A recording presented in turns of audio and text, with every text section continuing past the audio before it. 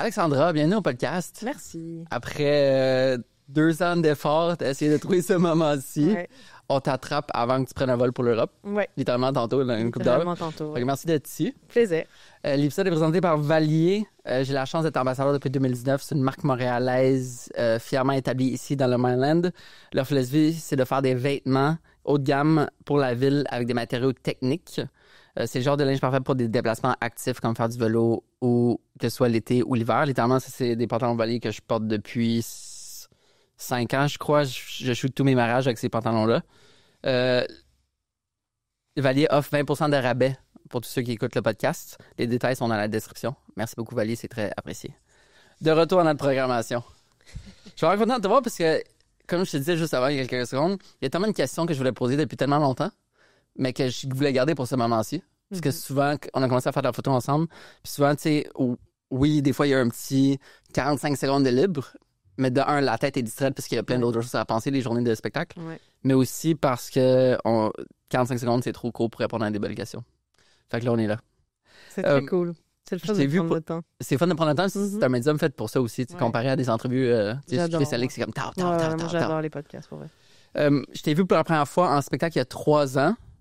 Je me souviens, j'avais fumé du cannabis avant avec des amis, puis on est allé à la maison symphonique, c'était formidable. Même si on était complètement à l'arrière, c'était super. Je t'ai revu jouer quand je t'ai pris en photo, je pense pour la première fois à l'Espace Rodier. Puis c'était vraiment magique le moment quand j'ai vu tes mains. Parce qu'on dirait, quand on écoute ta musique, on oublie que c'est juste 10 doigts. Tu sais, des fois, on dirait que c'est la complexité. Fait en sorte qu'on dirait que c'est beaucoup plus que ça, t'sais. Mais quand tu vois que comme tu fais tout en même temps, c'est bref, incroyable. Ça paraît que c'est oui. Ça, je fais ça pour aller photo. Je suis pas capable de prendre une photo sous d'autres conditions. C'est le show avec plusieurs au jazz là, que t'as vu, c'est ça? Avec plusieurs musiciens sur scène. Maison symphonique? Ou avec l'OSM ou avec le... Je pense que c'était l'OSM. Ah oui, OK, ça fait longtemps. Ouais. OK. Peut-être un 3-4 ans. Ouais. Environ. Ouais. Puis là, depuis le spectacle à l'Espace Rodier, on collabore ensemble. On fait des photos, on a fait des photos du spectacle. On a pris des images de l'Orchestre métropolitain sur le Mont-Royal avec Yannick Nézet-Séguin. Ça, c'était incroyable. J'ai vraiment adoré. Ouais. J'ai pris ton câlin avec Valérie Plante, notamment en photo. J'ai adoré. Mon câlin. Là, tu as dit, je suis arrivé en vélo aujourd'hui. Je suis arrivé en vélo aujourd'hui. Oui, j'étais fière. Ben, c'est vraiment proche de chez moi, le Mont-Royal. Fait que c'est là, comme le fun d'aller à ta gig avec Yannick Nézet-Séguin en vélo. Puis ça prend surtout, tu arrives dans le parc, puis là, t'as 8 minutes. Là, tu sais. Ouais. T'es là. C'est tellement un beau spectacle, là. Ouais. Ça, c'était tellement fun à photographier. Tu sais, le coucher de soleil avec la statue un peu plus loin par les tam-tams. La statue de... comme turquoise. Juste toute l'ambiance, c'était la forme de la scène, tu sais, un peu comme en forme ovale. Ouais, c'était vraiment beau. Je me souviens qu'il y avait un très, très beau coucher de soleil cette soirée-là. C'est vrai.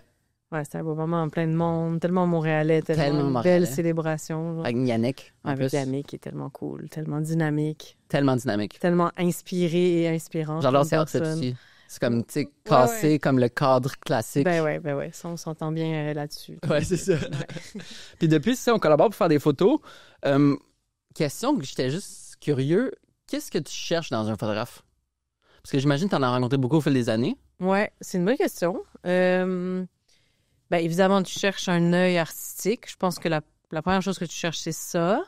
Ensuite, tu cherches une présence. C'est ce qui est le fun avec toi en particulier, c'est que tu es vraiment calme, tu es vraiment doux, tu t'insères dans tous les contextes. Souvent, tu sais, c'est des contextes stressants, tu sais, pré-show ou même un photoshoot, ou tu sais, c'est vraiment des moments où tu es assez confronté à ta propre image ou à la performance que tu vas aller donner, tu sais. Fait que le fait d'avoir une présence qui s'insère naturellement dans le contexte sans trop que tu remarques, tu sais, ça, je pense que c'est une belle qualité pour un photographe.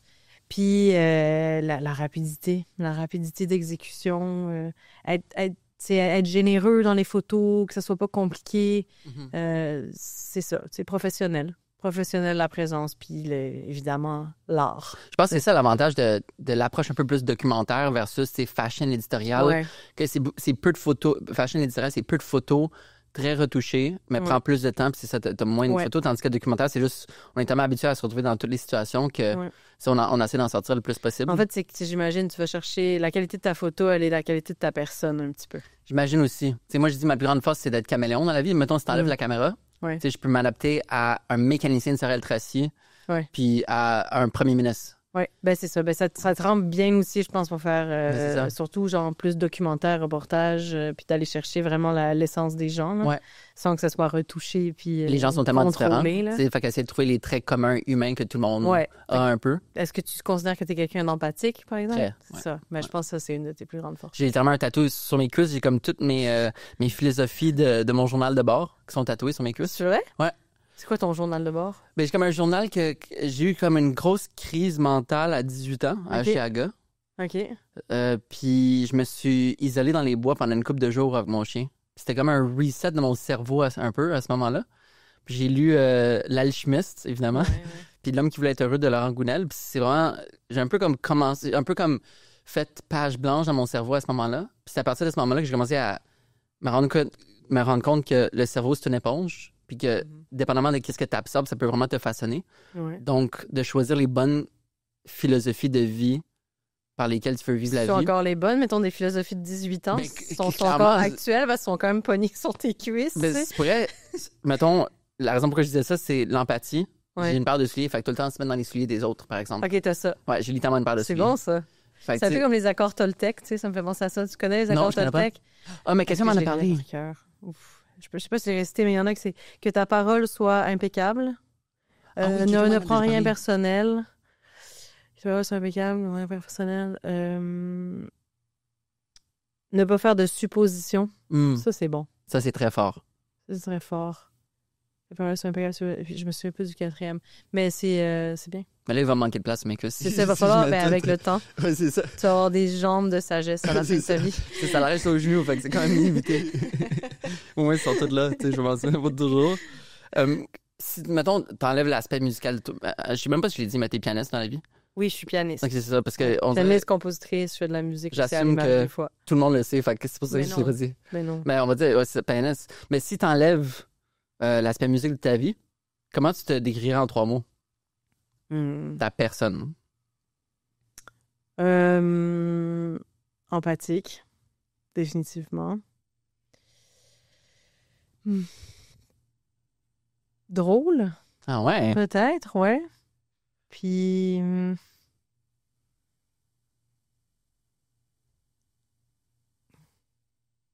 inspiré, tu sais.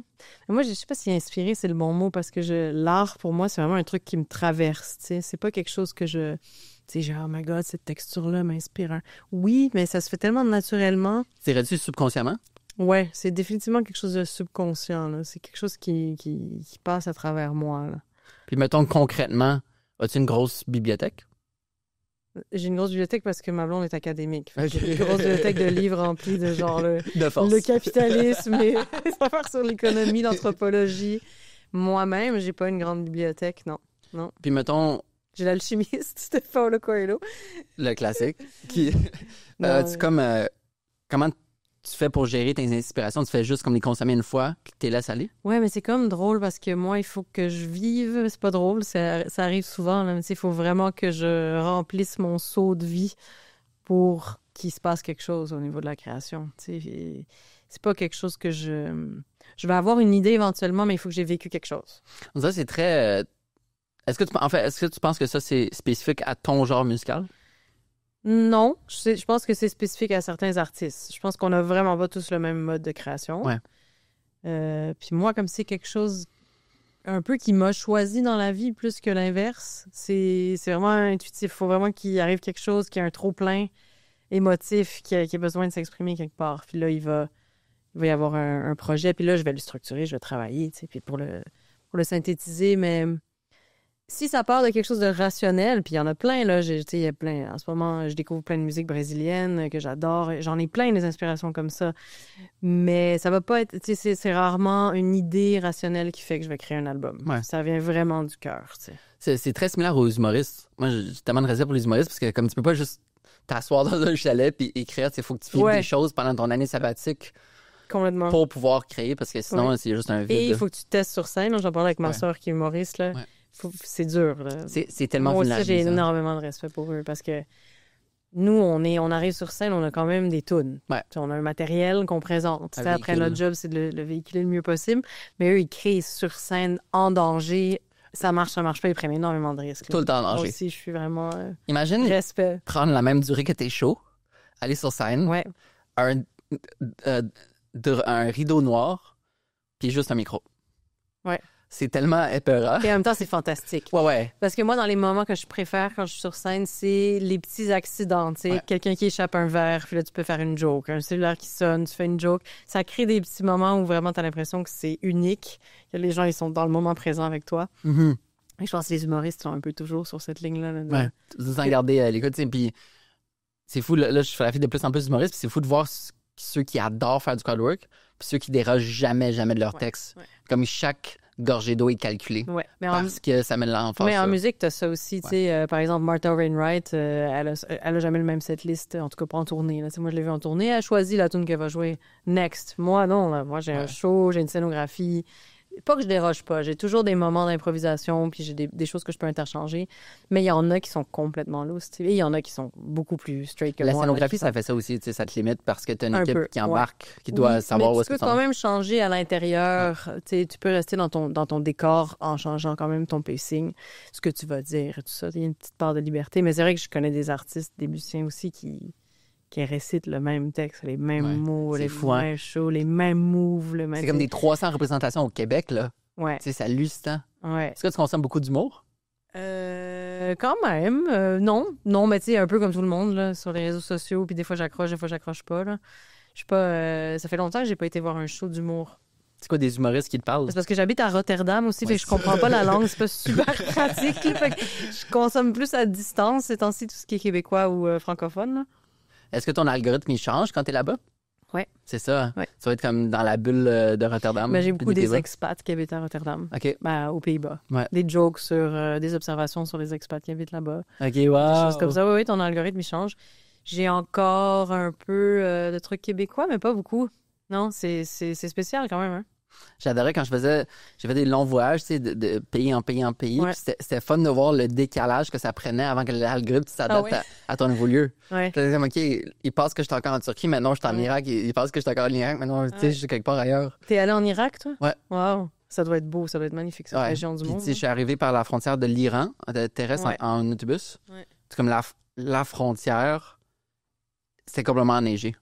Ah Fait que ouais. déjà, tu rentres, tu es comme, wow, je m'attendais C'était pas ma vision de l'Irak. à l'Irak, mettons. c'est ça. Ouais. Puis depuis ce jour-là, je veux faire une série photo. Là, j'espère qu'un enfant, c'est plus difficile, là, mais Ouais. la dernière série photo que je veux faire au Moyen-Orient, c'est la neige au Moyen-Orient. Ah, wow, c'est Parce cool. qu'on n'a tellement pas une conception de la région Ouais. comme étant enneigée, mais en Iran, t'as de la neige, au Liban, t'as de la neige, en Irak, t'as de la neige, en Turquie, t'en as, tu sais, t'en as un Mhm. peu partout. On a souvent des préconceptions, en fait. Quand tu C'est ça. voyages, quand tu as la chance de voyager, tu vois... Ah, mon Dieu, c'est pas ça que j'avais en tête. tu sais. Ouais. Ah, c'est pour ça que c'est tellement important de...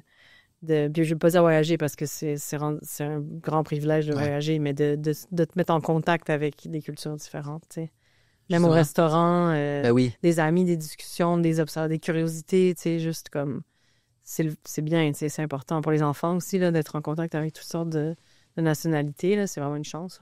Ouais, on est chanceux à Montréal d'avoir ça, tu sais, Ouais, de pouvoir tout le temps littéralement changer de culture gastronomique à chaque repas. Vraiment. C'est On hallucinant. est vraiment une ville. Tu sais, j'ai eu la chance d'aller quand même dans beaucoup d'endroits là, en tournée. Puis Montréal, reste une des villes où je trouve qu'on mange le mieux. Là. C'est comme tout le temps Est-ce que tu différent. observes ça toi aussi? Ouais. Ouais. C'est sûr qu'on dirait que quand tu vas aux États-Unis, c'est là que ça te rappelle. Non, aux plus États-Unis, facile. c'est même pas dans la compétition. Là, on n'est même pas. Tu sais, non, mais moi, je pense à des grandes villes là, comme Paris, New York. J'ai pas tant exploré la scène gastronomique de ces pays-là. Ouais. Mais j'imagine, à cause, tu sais, Toronto, c'est plus de la moitié de la population de Toronto qui est née à l'extérieur du pays. Ouais. Puis Montréal, je sais pas c'est quoi exactement le pourcentage, mais ça doit être, tu sais, pas 50, mais ça doit être tu sais, un bon montant. Fait que veux Ouais. pas, ça continue. Moi, Ça c'est vrai, ça me fait tellement de la peine quand je vois des restaurants d'immigrants qui, tu sais, qui essaient de faire partager leur culture gastronomique Ouais. dans des toutes petites salles, tu sais, que ça se Ouais. voit qu'ils essaient le plus fort possible à Ouais. acheter, tu sais, des belles chaises puis tout, mais qu'il y a Ouais. personne. Ça Ouais, me des fois, il y a crève le personne. Mais cœur. des fois, il y a des gens de leur communauté aussi. Puis Ouais. ça fait des petits hubs où ils peuvent C'est vrai. se retrouver, célébrer leur culture. Tu sais, moi, je vis quand même en mode un peu expatrié là-bas. Ouais. Puis je l'observe, tu sais, les gens cherchent à se réunir. Puis ils cherchent des repères un peu aussi. Fait que ça peut aussi être des vocations sociales, ces restaurants-là, au-delà d'être juste un restaurant. Là. Ouais. C'est vrai, ça, des centres communautaires. Mais un peu. Quasiment, ouais. Un peu. Que tu manges bien. Ouais, ça. D'où vient ton empathie? Si tu dis qu'un des 3 traits. Ma mère, sûrement. Mais d'où ça vient, je sais pas, c'est une sensibilité. Tu sais, j'ai une sensibilité de... Tu parlais d'être une éponge, là. Moi, je me sens un peu comme ça dans la vie. Trop, Ah ouais. en fait. Là. Depuis toujours? Ouais. Depuis toujours. Puis quand j'ai trouvé le piano, mais là, c'est comme, OK, ça peut sortir par là. OK. Tout ce que je sens, ça peut sortir par là, tu sais. Puis c'était parce que c'était overwhelming. Là. Je pense que si j'avais pas de piano, je serais pas du tout fonctionnelle comme je suis. Ça ground. Moi, là, je joue pas beaucoup ces temps-ci, puis mon système nerveux, il a du mal à gérer et tout, là. Est-ce que tu as eu la chance de lire des études sur la sensibilité, comme concrètement? Non, tard. Tu veux dire, dans ma vie, Ouais. oui, mais vraiment sur le tard. Puis comment ça s'explique? C'est comme une surcharge du système nerveux, j'imagine? Ouais, moi aussi, j'ai souffert d'un burn-out aussi, là. Fait que ça, c'est vraiment un gros crash de ton système nerveux. OK. Qui a Ça mené cicatrise à un une peu. dépression. Ça cicatrise, ça crée des séquelles Ouais. où après, tu as de la misère à remonter la pente. Puis dans mon cas, j'ai fait un burn-out, puis après, j'ai commencé à faire de la scène puis à vivre des trucs quand même très intenses au niveau du stress. Ouais. Donc, mon système nerveux, c'est important que je m'en occupe. Tu sais. C'est important que je m'en occupe bien parce qu'on ne connaît pas vraiment notre système nerveux. C'est vrai. On parle des muscles, on parle du cœur, des poumons. On est assez peu familier. On est comme, ça me détend, c'est bien. Ouais, mais ça te détend parce que ça stimule ton système parasympathique. Okay. On a tendance à pas savoir ces choses-là. Mais le système nerveux, c'est central. Ça s'appelle un système nerveux central, pas pour rien. Tu sais, c'est vraiment important de s'en occuper. Et on vit dans un monde vraiment, vraiment rempli de triggers qui peuvent endommager ton système nerveux. Tu sais, t'as plein de signes aussi qui sont un peu sournois. Là. C'est notre façon de consommer les réseaux sociaux, le fait d'être en contact avec... Ouais, TikTok, Instagram, Reels, tu sais, la rapidité de ça et la tragédie du monde dans lequel on vit en contraste avec une recette de brownie, tu sais, ça fait vraiment quelque chose dans ton cerveau qui est pas bon pour ta santé mentale. J'ai jamais été affecté par les nouvelles tant que ça d'un point de vue comme, j'imagine, système nerveux. Ouais. Mais je trouve qu'avec Trump, tu sais, moi, un grand fan de lire les nouvelles tous les jours puis un peu d'analyser la situation géopolitique mondiale, sa technique de juste flood the news, on dirait que c'était la goutte qui a fait déborder le vase pour moi. Ouais. Pour la première fois, je suis comme, c'est beaucoup, beaucoup trop, parce qu'à tous les jours, t'as une grosse nouvelle. Ouais, moi, j'essaie toujours d'ignorer ce personnage-là depuis sa première présidence. Mais ça a tellement d'impact dans nos vies. Je lis les nouvelles, tu sais, je lis genre Reuters, mais dès que je vois sa face, je passe à autre chose. Ouais. Premièrement, c'est une technique, puis deuxièmement, c'est pas utile. Tu sais, il y a tellement de choses qui se disent partout. Les contraires de l'un puis l'autre. Oui. Je m'en tiens à 2-3 journaux crédibles, puis je lis ce qui se passe, mais il faut faire attention de ne pas tomber dans... pas spinner non plus, tu sais. Mais moi, c'est comme je disais, c'est comme c'est une nécessité dans ma vie de faire ça. Là. Mais toi, t'es empathique. Tu sens pas, des fois, que ça t'overstimule, par exemple? Les nouvelles? Non, juste la vie. Non, je pense que je suis quand même bon à... Pendant longtemps, je disais qu'avoir travaillé dans une boîte de nuit. OK, déjà tu as travaillé dans une boîte de nuit. Ouais. Ça, je pourrais jamais faire ça. C'est avec le son vraiment fort. Ouais. Puis essayer de... Puis avec le chaos, puis la sueur, puis les odeurs, puis des vomis qui sortent par-ci, par-là. Ouais. Tu sais, essayer de garder le calme dans un environnement chaotique. Puis je pense sincèrement que ça m'a aidé dans la vie. Ah ouais, dans des révolutions, tu sais, sur le terrain. Quand il y a beaucoup de bruit, un spectacle, je suis quand même bon. Là, mon cerveau est un peu plus sensible parce que j'ai fait comme une overdose de caféine l'an passé. Fait que je suis plus triggered. Ouais. Puis aussi avec des commotions cérébrales, ça l'aide pas. OK, ouais. Mais considérant tout ça, je suis quand même bon à comme prendre un peu de recul. T'as trouvé ton centre dans le chaos. C'est ça. Un peu. Ouais. Puis on dirait que le chaos, ça me rassure quand même. Ouais, je comprends. Puis surtout quand tu photographies, tu sais, t'es vraiment en mode analyse. Ouais. Fait que tu portes vraiment attention à tout, mais... T'es un peu détaché quand même. C'est ça, t'es détaché émotivement, tu sais. Ouais. Puis il faut que tu le sois parce que sinon, c'est toute une balance, tu sais, entre te détacher suffisamment pour ta survie quasiment, mais être capable de t'émouvoir et être capable de rester plugué à ta sensibilité, tu sais. Ouais. Ça, pour moi, c'est un gros défi, en tout cas, dans ma vie. Là. Je me suis rendu compte que, justement, j'avais été invité par la NASA pour aller prendre des photos des astronautes qui s'en vont à la Lune, des prochains astronautes qui s'en vont à la Lune. Wow, c'est bien cool, ça. Puis je me suis rendu compte que, pendant ce projet-là, que j'étais super excité quand j'ai eu la nouvelle que j'y allais. Super excité jusqu'à l'avion. Puis là, à l'avion, je rentrais en focus in the zone. Ouais. C'est vraiment pas aucune émotion, mais juste, tu sais, je suis là pour faire des belles images. Puis après, quand je suis ressorti puis je suis revenu à Montréal, je suis comme, OK, wow, c'était fou ça. C'est passé. Fait qu'il y a comme un break d'émotion Ouais. que je suis neutre, puis j'imagine que c'est vraiment avantageux pour... Nous autres, on appelle ça chez Denis. Là. Des fois, ma gérante, elle dit comment ça va? Je dis, je suis dans le déni. Elle dit, on a appelé ça chez Denis. C'est bon, ça. Tu sais, genre la petite zone où tu as besoin d'aide de temps en temps. Ouais. Faut pas que tu restes chez Denis, là. Faut que Non. tu sortes de son salon. Mais c'est pratique, tu sais. Ouais. Puis on néglige un peu ça, mais dans des métiers un peu high pressure, il faut que tu aies une certaine capacité de déni quand même. C'est pratique. Tu vois, tu peux pas penser à tout le monde dans l'équipe si tout le monde Mais dans l'équipe va super bien. Ouais, je pense que tu peux constamment être dans la pleine conscience de tout à tout Ouais. moment. Il faut que tu sois capable de passer au travers aussi. Tu sais. C'est quoi d'autres trucs que tu fais à part le piano, puis à part, mettons, restreindre les nouvelles pour aider ton système nerveux? Ben là, je commence à essayer de me dire qu'il faut que j'en fasse plus, en fait, là. Parce que ça va bien, tu sais, ma vie va bien, je suis quelqu'un d'heureux dans la vie, là, tu sais, mais tu vois, là, je viens de revenir à Montréal, j'ai retravaillé un tout petit peu, puis je vois que mon stress, il est comme plus élevé. Ma tête n'est pas du tout stressée, mais mon corps m'envoie un signal de stress vraiment élevé, puis pour vrai, c'est pas une situation qui me stresse. Mais c'est ça. Fait que là, je me suis dit, je pense qu'il faut que je prête attention à ça un peu. Fait que les choses qui peuvent aider, c'est... bon, il y a de la musique qui est très bonne pour le système nerveux, la méditation, évidemment. C'est très puissant, là. La méditation, c'est Ouais. une des choses les plus... La respiration, des exercices de respiration. Il y a aussi des techniques, tu sais, pour les gens qui ont vécu plus des traumas, il y a des techniques ESMDR, je pense c'est, ou EMDR. C'est Pas MDMA, non. c'est pas MDMA, c'est pas ASMR non plus. un mélange entre MDMA et ASMR. C'est une thérapie, je pense, par les yeux. J'y connais rien, hein, mais ça a été inventé pour les soldats qui revenaient après la guerre. Puis c'est vraiment reconnu pour aider les chocs, les gens qui sont en post-traumatique, quoi. Donc ça, c'est dans des cas plus extrêmes. Mais sinon, pour vrai, c'est du calme. Quand ça parle trop fort, faut que je m'en aille. Il faut que je choisisse aussi les environnements où je suis, puis que je fasse les choses à petite dose. T'as pas le choix de t'en occuper, tu sais. Mais tu peux rendre ton système nerveux plus résilient, même si t'as eu une chute comme moi, là, un épisode de burn-out ou quelque chose. Là. Est-ce qu'être en Europe, ça l'aide beaucoup? D'être loin de comme ton centre d'affaires? Ouais, ça aide à compartimentaliser les choses, définitivement. Ouais, c'est sûr. Ça m'aide aussi parce que juste le décalage horaire, ça fait que j'ai un buffer. J'ai un buffer le matin. Donc, j'ai quelque chose entre 9 et 2, il se passe rien, la paix de Manu. On la salue. Mais non, parce que Manu est en Europe beaucoup aussi maintenant. On a tendance à se suivre, nous deux. C'est ça. Manu, sa gérante, oui, que j'aime beaucoup, qui est une force dans ma vie. Là, Manu, justement, c'est quelqu'un qui a beaucoup de drive. Là, fait que ça me sort aussi, puis ça m'aide, puis ça me bouge. T'sais. Mais non, c'est quand même, c'est pour un artiste d'avoir un moment comme ça de tranquillité le matin, c'est quand même le fun. Là. Puis mettons, c'est ton dernier show pour Néo Romance.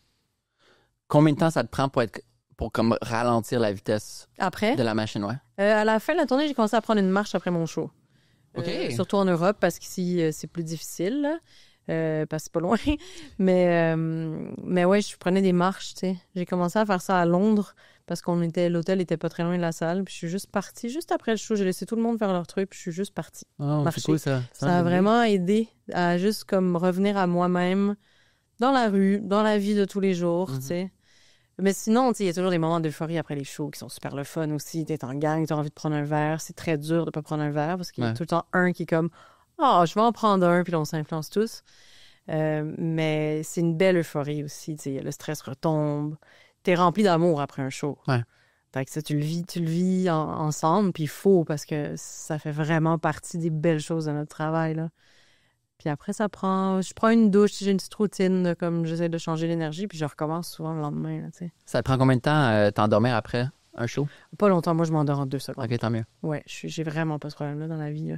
Tant mieux, parce que... Je prends une douche, je vais me coucher, je dors. J'imagine qu'il doit y avoir un certain high. Fait que si t'as pas ce talent-là, ça se perd pouvoir. Ben, c'est sûr que ça arrive là, dans des gros shows. Ouais. Mettons, après les plaines d'Abraham, j'avais un vol le lendemain. Yeah boy. Tu sais, là, on a fêté. Là, j'ai pas dormi, j'ai mal dormi. Le stress est beaucoup trop élevé, en fait. Ça dépend vraiment. Un show normal, ça va. Ça s'ancre dans une routine. Tu sais, tu finis par trouver un peu ton air d'aller. Mais les gros trucs, là, tu sais, les galas, mettons, des fois, c'est très intense, ou les gros shows comme ça, ouais. Je dirais que ça prend 48 à 72 heures avant de vraiment revenir à la vie normale. Ouais. Est-ce que tu sens qu'au fil des années, ton corps s'est un peu habitué à crave le high d'un show? Je pense pas. Pas moi. Je suis certaine que c'est le cas de plein de mes confrères et consoeurs. Ça doit être une drogue à un certain niveau? Ouais. De quoi je m'ennuie de la musique. La première chose de laquelle je m'ennuie, c'est faire de la musique avec des gens ou moi-même ou juste la musique, le piano. Je m'ennuie de ça. Après, je m'ennuie des gens. Je m'ennuie de mon équipe. Avant, mais je les vois, mais probablement avant, puis après, le public. Puis le high, il revient. Mais moi, je suis pas quelqu'un qui est né en cravant de l'attention, puis de faire la scène, puis que je suis en train de valider, mettons, un bobo de vie là, en étant sur la scène. Tu sais, moi, j'aurais bien aimé être loin des caméras. Mais c'est là que la vie m'a menée de manière très intense. Ouais. Puis là, maintenant, je me mets au service de ça, puis je fais mon travail le mieux possible, puis à la rencontre des gens. Mais c'est pas quelque chose que je crave, là. C'est même quelque chose contre lequel je me bats un peu, je te dirais. Est-ce que ça t'a pris longtemps de comme accepter cette nouvelle vie, puis ces émotions, veux pas négatives? C'est dur de confronter, de tout le temps en train de t'adapter, de te challenger, ça c'est sûr. Mais en même temps, c'est ma vie, puis je l'aime ma vie, puis je sais que je suis à la bonne place. Fait que ça, je le remets pas du tout en question. Puis j'ai tellement de la chance, t'sais. J'ai vraiment une belle vie, là. Je fais partie des artistes qui peuvent vivre de leur musique. Déjà, c'est ultra rare. Je veux dire, là, je peux prendre un an pour créer, tu sais. C'est super rare, puis je le sais. Je l'aime, ma vie, là. J'ai une vie extraordinaire, là. J'ai tellement, tellement de chance dans la vie, là. C'est fait que mon sentiment numéro 1 par rapport à ça, c'est la gratitude.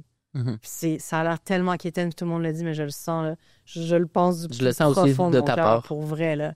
Je le sais à quel point j'ai de la chance. Mon public est tellement beau. Ma musique génère des choses dans les gens qui les rend sincèrement touchés. Fait que j'ai accès à de la beauté humaine. Puis j'ai une fantastique équipe. Puis, je suis vraiment un être choyé, pour vrai, là. Mais est-ce que ça vient avec des challenges de m'adapter, de me confronter? Absolument, là. En parlant de ton public, 2 questions. Je me souviens que tu avais dit au podcast de Jay du Temple que tu trouvais ça lourd de recevoir les témoignages. En fait, l'accumulation de tous les témoignages après des shows, ça venait une charge émotionnelle pour toi. Ouais, Est-ce que tu étais dans un processus d'essayer de plus sortir peut-être après les shows pour justement prendre un peu de distance? Ouais, j'ai effectivement fait ça. Dans la dernière tournée, j'ai arrêté de sortir dans les salles après les shows. Une des raisons pour ça, c'est ce qu'on se disait tout à l'heure, c'est mon système nerveux. Si je monte sur scène, ça crée déjà un stress. Après ça, sur scène, je joue de la musique très émotive. Je parle de ma vie personnelle. J'essaie de faire rire le monde un peu. Je donne vraiment tout ce que j'ai. Fait qu'après, d'aller encaisser des histoires humaines... Puis, sérieux, je trouve ça magnifique, mais c'est difficile socialement de faire ça, tu sais, à coup de 200, 300 personnes. Puis des fois, il y a des gens qui pleurent, puis il y a des... C'est magnifique. Puis sur ma prochaine tournée, ça se peut que je recommence à le faire, tu sais. C'est pas que je le ferai jamais, mais c'est sûr qu'il faut que j'entretienne ma sanité. Ma sanité, puis mon système nerveux, puis juste que je fasse attention à l'énergie que j'ai, parce qu'il faut que je remonte sur scène le lendemain et le lendemain et le lendemain. Et je voyage aussi. Tu sais, les voyages, c'est quand même fatigant sur le corps. Là, tu sais, donc, j'y vais avec parcimonie. J'y vais des fois pas. Tu penses que c'est ça la balance ultime? Ouais, je pense que oui. Des fois, j'organise aussi des Q&A, des questions-réponses avec les gens pour pas avoir aucun contact, parce que je trouvais ça quand même vraiment le fun d'avoir un contact avec mon public. J'ai appris à les connaître aussi sur Inkscape et vice-versa. Tu sais. Puis c'est important d'être accessible aussi comme artiste, là. Ouais. Mais c'est vrai qu'à la proportion que ça a pris quand même dans la dernière tournée, la taille des salles, ce serait quand même vraiment exigeant. Mais je l'ai fait de temps en temps, juste pas systématiquement. Ton public est très, très varié. Ouais. C'est tout âge. Si tu avais à dire comme le profil type de ton public, je sais que c'est extrêmement difficile de pourquoi je pose la question. Ouais. C'est parce que ça va partout, mais... Mais je suis toujours étonnée de voir qui est là, mais je pense que c'est des gens qui ont accès à leur sensibilité. Oh. Je pense que les gens qui reviennent, c'est les gens qui se permettent d'aller dans leurs émotions. Fait que je dis souvent que j'ai un public d'hypersensibles. C'est les plus beaux hypersensibles. Au Plein Abraham, j'ai dit ça, tu sais, que c'est bienvenue à la plus grande messe d'hypersensibles du Québec. C'est beau, là, ça. Ouais. Je pense que c'est ça, de ce que je vois, mais c'est aussi, il y a des gens, toutes sortes de monde, là, tu sais. Des gens super normaux. Souvent, je suis étonnée de voir la diversité des gens qui sont là, honnêtement, là. Et c'est pour ça que je demandais, parce que la diversité est quand même hallucinante. Ouais, ben tu sais, la musique classique, là, je dis pas que je fais de la musique classique, là, je fais référence à la musique classique. Le répertoire est tellement rempli de zones d'émotions qui sont un peu indicibles, mais dans lesquelles on se reconnaît. Il y a une immense puissance là-dedans. Puis il y a beaucoup de choses qu'on peut pas expliquer, dans lesquelles on se rejoint dans notre humanité. Fait que c'est pas important. On vient d'où? C'est quoi ton background? C'est quoi? Non, c'est pas grave. T'as vécu un deuil, t'as aimé, t'as perdu, t'as été amoureux. Toutes ces choses-là, c'est des choses dans lesquelles on se rejoint. Puis il y a plein de zones, puis il y a plein de subtilités émotives là-dedans. Puis moi, c'est ce que c'est ce que je sens et c'est ce que je partage et je sens que les gens résonnent avec ça. Donc, j'ose penser qu'on vibre un peu sur les mêmes ondes quand même à un certain niveau. Pas tout le monde, mais beaucoup de gens quand même. De ta réponse, ça me fait penser à quel point tes shows, c'est vraiment des shows parfaits pour aller avec ses parents. T'sais, ou avec tes enfants, ouais. Puis là, ça m'a amené dans des réflexions que est-ce que, on a souvent associé, on dirait, la musique classique à une histoire plus âgée dans le passé. Puis là, on dirait, avec les Spotify de ce monde, puis l'intégration de la musique classique dans l'étude, puis juste une plus grande consommation de la musique et donc de tout genre de musique, mais aussi que la musique classique soit dans des playlists, justement, d'études ou autres. Est-ce que tu penses que, justement, avant, c'était plus âgé, puis que là, c'est plus jeune, mais qu'il y a comme un gap dans le milieu, en termes d'âge, qui n'ont pas eu un accès à la musique classique? Ah, peut-être. Je pense que c'est sûr qu'il y a des artistes aussi qui portent des mouvances. T'sais. Moi, je dirais pas que je fais de la musique classique. Je m'inscris plus dans ce qu'on appelle le néoclassique, mettons, que j'aime pas tant ce terme-là non plus, mais bon, la musique instrumentale. Ouais. Juste, disons, c'est de la musique instrumentale. T'sais. Ça m'arrive de quelqu'un qui me dit « j'ai jamais écouté de musique de piano de toute ma vie ». On va appeler ça de la musique de piano. Ben, il peut y avoir toutes sortes de portes d'entrée vers ça, toutes sortes d'artistes, peu importe l'âge, tu sais. Puis effectivement, le streaming et maintenant les Reels, tu sais, la musique que tu vois derrière les Reels, qui peuvent ouvrir une porte pour quelqu'un. Puis ça doit être plus le cas en ce moment, en fait. Il y a beaucoup de diversité d'artistes dans le monde, tu sais. Puis c'est vrai que les plateformes nous ont montré à quel point les gens en consomment de la musique instrumentale. Et là, ça a intéressé plein d'acteurs de l'industrie. Ouais. Et là, ça en est fait suivre des artistes comme moi qui se sont mis à avoir de l'attention. Fait que moi, j'ai quand même bénéficié de l'ère du streaming ultimement parce que les gens, ça les accompagne tous les jours dans leur vie. Donc, ça stream beaucoup. C'est des albums auxquels les gens reviennent et reviennent et reviennent et reviennent. Fait que je sais pas s'il y a un âge pour ça, mais je sens définitivement, tu sais, quand j'ai commencé à faire ça, je me suis dit, hey, je pense vraiment qu'il y a un gap, il y a comme un vide émotionnel qui a été laissé par le fait qu'on n'écoute plus de musique classique. Puis j'ai l'impression que je m'inscris là-dedans, tout en, je le redis, pas pensant que je fais de la musique classique dans ma vie. C'est quoi les genres musicaux que tu écoutes le plus à l'extérieur de la musique instrumentale ou classique? Ces temps-ci, j'ai recommencé à écouter de la musique classique, là, du répertoire, parce que je trouve ça quand même vraiment inspirant. Il y a tellement de belles choses. Mais j'écoute de la musique brésilienne beaucoup. Je me suis mariée dans une famille brésilienne et je suis tombée vraiment en amour avec leur culture musicale, là, qui est incroyablement riche et magnifique. Fait que ça tourne beaucoup dans la maison. Sinon, j'aime bien la musique genre Unessential Oils, tu sais, vraiment... Quelqu'un m'a parlé de ça ce week-end pour la première fois. Tu sais, ce type de très doux, là, justement, là. Ouais, c'est bon. Si tu connais pas, tu devrais l'écouter. Mais j'adore le nom. Le nom m'a marqué. Oui, j'adore. Moi aussi, j'adore le nom. Mon ami, genre, tu peux pas l'oublier, tu sais. C'est souvent, j'oublie les révélations, mais ça, je peux pas oublier. C'est genre Cruan Bin, là, tu sais. Ouais, c'est ça. Ça, c'est tellement bon. Ça, c'est un mot. Hermanos Guterres. Oui, Hermanos Guterres. Tout Gizmo Varias. Ouais. OK, fait que Unessential Oils, c'est dans... Mais c'est un groupe? Pas tout à fait, mais ça s'écoute vraiment bien. Oui, c'est un groupe indie. Montréal, on a le même label. Ouais, OK, c'est ça. Ouais, Secret City Records. OK. Est-ce que j'ai eu Connor Siddell au podcast, qui est producteur? Il a fait, entre autres, Phoenix de Charles Gardin. Il a fait les derniers Run. Ouais. OK. Beaucoup Matt Holubowski, tous les premiers albums de Matt Holubowski. Lef Vollebeck aussi, son dernier album. Ouais. Puis lui aussi, il me disait qu'il est vraiment dans la musique brésilienne. Est-ce que, clairement, le mariage, ça l'aide, mais est-ce que tu penses qu'il y a comme un mouvement sociétal vers la musique brésilienne? Vers la musique brésilienne? Il y en a partout de la musique brésilienne. Partout dans le monde, là, dans les cafés, dans les bars, il y a tout le temps de la musique brésilienne. C'est vraiment... Puis tu sais, là, on parle de la musique brésilienne, c'est pas juste la bossa nova, là, tu sais. Ouais. Mais est-ce qu'il y a une mouvance? Sûrement. C'est vrai que j'en entends beaucoup. Puis tu comme la musique brésilienne, mettons, c'est de quelle décennie que t'écoutes ou que t'entends? Quelle décennie? Toutes. Je veux dire, il y a du stock des années 70, du stock récent. Ouais, il n'y a pas une décennie en particulier. Là. Je découvre le monde de ces artistes-là. Puis je sais, ultra varié. Là. C'est un pays immense, le Brésil aussi. Tu sais, on pense au Brésil, on pense à Rio de Janeiro. Ouais. On pense au Cariocas, on pense à ça, à la samba reggae, à la bossa nova. Ce qui est magnifique, la bossa nova, c'est pour moi un des plus beaux styles de musique au monde. Là. Mm-hmm. Pas la bossa nova quétaine qui joue dans le fond d'un café, mais genre la vraie bossa nova. Tu sais, Jean Gilberto, ça.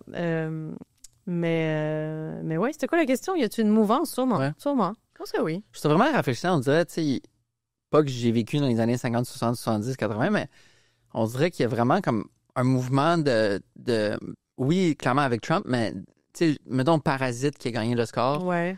Il y a vraiment, puis les Afrobeats, tu sais, les Burna Boy de ce monde. On dirait qu'on est dans une mouvance de consommer autre qu'américain, puis je trouve ça tellement rafraîchissant. Ouais. T'sais, on sort de la musique américaine, justement, musique, le cinéma aussi. Ça fait vraiment du bien. Ben, il y a des pays là-dessus, tu parles de Parasite, la Corée du Sud, entre autres, a vraiment fait une percée culturelle immense. Énorme. Aussi au niveau culinaire. Ah ouais? Tout le monde s'est mis à faire du kimchi. Ah, c'est vrai, ça. Ouais, ça. Puis, entre autres, ce que je sais, tu sais, mettons, si on veut parler subvention un peu, là, ce que je sais du modèle coréen, c'est qu'ils subventionnent vraiment les projets qui vont avoir un succès international et innovant. Nice. Eux, c'est là qu'ils ont mis leur focus. Fait que ça fait qu'on a vu plein de beaux projets aussi sortir de la Corée du Nord. C'est parce que souvent, c'est des initiatives monétaires quand même. Quand ça s'internationalise, c'est qu'il y a des efforts en arrière puis il y a de l'argent souvent. Là. Mais tu as raison, je pense que le monde est quand même moins américano-centriste. Ça fait du bien. Ben oui, il y a tellement de belles richesses culturelles dans le monde, là. Artistiquement, culinairement, limite, là. Alors, à travers ton Instagram, c'est fou de voir comment tu as fait des choses dans les dernières années. Ouais. Est-ce que c'est essoufflant ou tu as réussi à trouver ton rythme de croisière? C'est essoufflant. J'ai pas vu les 7 dernières années de ma vie passer, là, la vérité. C'est essoufflant quand t'es dedans, mais c'est aussi le fun. J'ai vécu tellement de belles choses, là. Mm-hmm. C'est sérieux. Si je mourais demain, là, moi, ma vie, j'ai vu des foules, j'ai voyagé, j'ai joué de la musique avec des gens que j'aime, j'ai vécu des moments super intenses. J'ai une vie qui est déjà tellement remplie, là, pour l'âge que j'ai. J'ai vécu toutes sortes de choses que peu de gens ont la chance de vivre dans une vie, là, tu sais. Fait que tu trouves ton air d'aller quand t'es dedans, tu travailles, comme je disais tantôt, tu sais, tu trouves des petites routines, tu répètes. Et il y a des côtés, tu sais, honnêtement, je te mentirais pas, il y a des côtés complètement automates, là, où tu penses plus, puis t'avances, puis tu fais ce qui est attendu de toi, puis il y a des jours comme ça, puis il y a des jours où t'arrives à être dans la conscience, mais il y a des jours où t'es automate, puis t'avances. Ouais. T'sais. Fait que tu vois, ces jours-là, tu les vois moins passer, là, je te dirais. T'es satisfaite de ce rythme-là? Mettons, de cette balance automate, pas automate? J'ai pas le choix un peu de me protéger des fois, là, pour faire face à des trucs qui sont trop intenses, si je les décortique trop longtemps à l'avance, t'sais. Parce que quand t'anticipes trop les choses, tu as tendance à devenir anxieux. Fait que moi, j'y vais avec le plus de naïveté, le plus de déni possible. Je me pointe, puis je vois comment ça se passe. Puis je fais confiance à mes capacités de gérer la situation. Ça, c'est un bon truc, tu sais, quand t'es anxieux, de te dire, hey, moi, dans le futur, je vais gérer cette situation-là. J'ai confiance que je suis capable de gérer ça.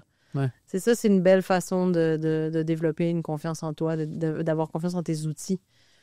Fait qu'est-ce que ça peut être mieux, c'est sûr. C'est sûr que plus tu as de la prévisibilité dans ta carrière, plus tu peux dire hey, ça va se passer là, ça va se passer là, plus tu peux structurer les choses, plus tu vas aller chercher du confort. Mais on est dans un métier où il y en a pas tant du confort, là, tu sais.